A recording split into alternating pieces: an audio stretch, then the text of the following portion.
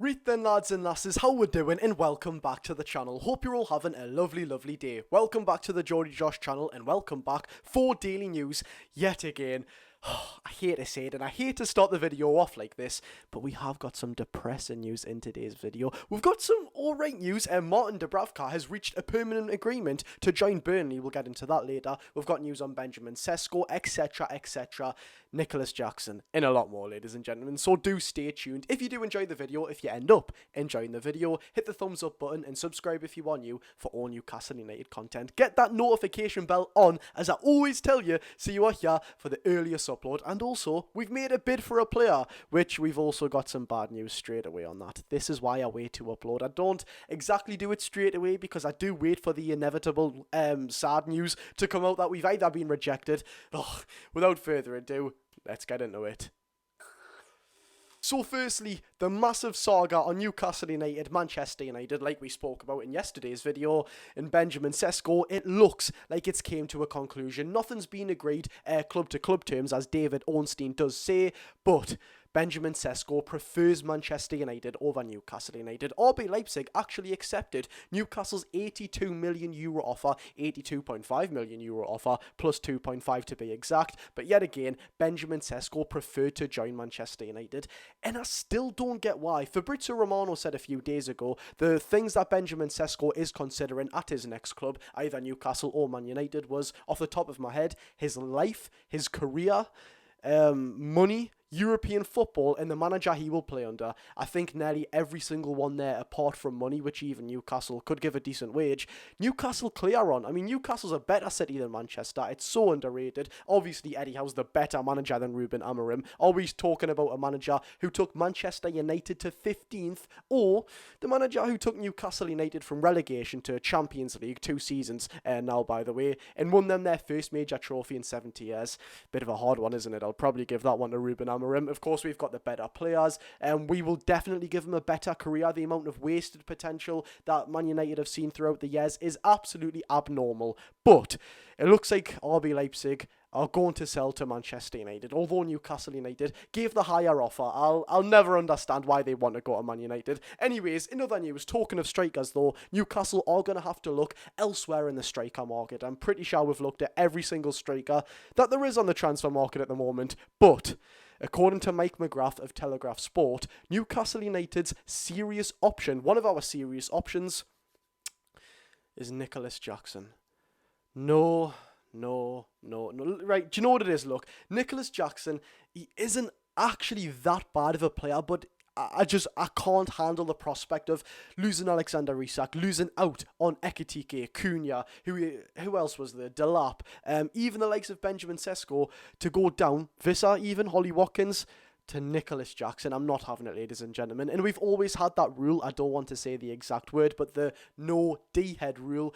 Nicholas Jackson certainly fits that criteria of obviously not fitting that criteria. We're literally seeing him at St James's Park. Elbow Sven Botman in the face. We don't want that. I know we're past that with Anthony Gordon and we've kind of nurtured him in. But Nicholas Jackson is something I'm not even looking at that and saying, do you know what? Eddie Howe can fix him and turn him into a proper player. Just move past him. I can't have him at this football club. That would be the final straw. I'm joking, it wouldn't be, but it wouldn't exactly be ideal, would it, ladies and gentlemen? Anyways, though, Eddie Howe, reported by Keith Downey, has arranged a family day at Newcastle United's training ground. However, Alexander Isak has been excluded. He didn't turn up to training this morning, or exactly the training ground. Whether he is training with his Newcastle United teammates, Eddie Howe and the staff, is a different question. That's not been disclosed, but there is a family day going on where the footballers' wives, girlfriends, children, mums, dads, family, all going to the training ground.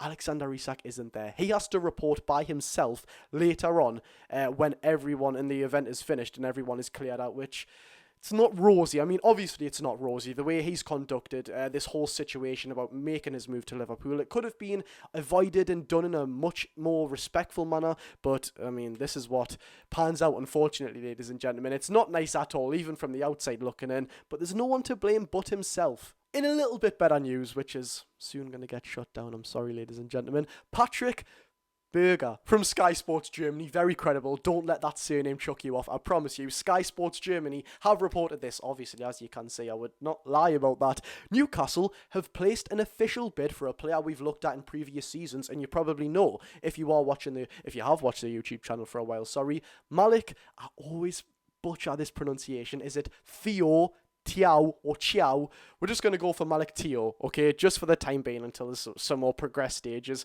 Newcastle have placed an official bid for AC Milan and 23-year-old centre-back Malick Thiaw with 30 million euros, equivalent to £26 million.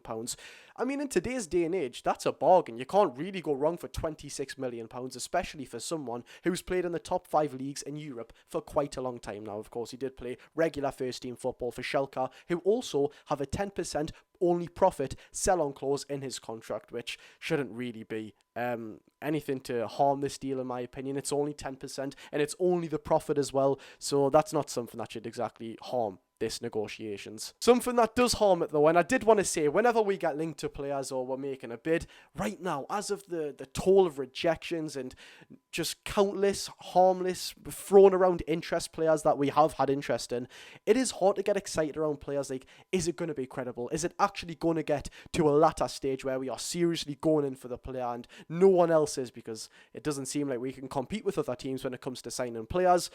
But it has been shut down already, and it's just ruining our trust issues with this club. Fabrizio Romano has said that AC Milan manager Allegri does not want to lose Thiaw after a fantastic pre-season. AC Milan will only consider bids and offers if it is way out of his market value.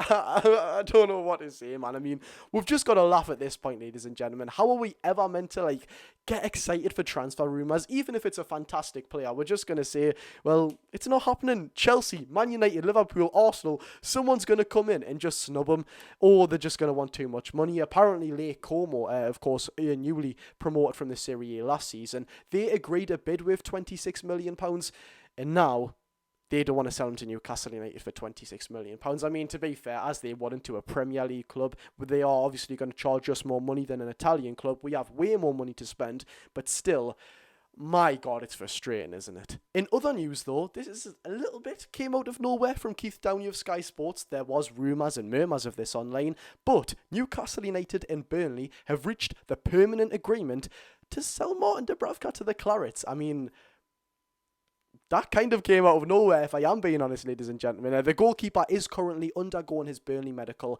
as we speak right now, today, the 6th of August, Wednesday. Current time, 5 to 4. I know this is going to get out to you later. But he's undergoing his medical at Burnley right now, at Turf Moor. Which, I can't say I'm exactly furious about. We've got 500 goalkeepers. This really doesn't bother me. If he hasn't been disclosed, by the way, we don't know how much we are going to get from this deal, if we're going to get anything. But it does annoy me a little bit that we are selling Burnley a goalkeeper. Could we not have used this in the James Trafford deal a month ago or something, man? Newcastle United, why do you do this? Do you know what it is? Honestly, I want one day being the sporting director of Newcastle United. I'm probably going to come on YouTube live stream and ask for all your opinions because I won't know what I'm doing, but still, I need that one day. But there we have it, ladies and gentlemen. If you did enjoy the video, hit the thumbs up button for all the news that we've covered today. We've actually covered quite a bit with a lot less talk, and I just wanted to rally through the news because there was quite a bit to get through. So yet again, if you did enjoy, you know what to do. Subscribe if you are new for all Newcastle United content and turn that notification bell on. You know the dance. Alright then, I've been Josh. Go and enjoy your day, people.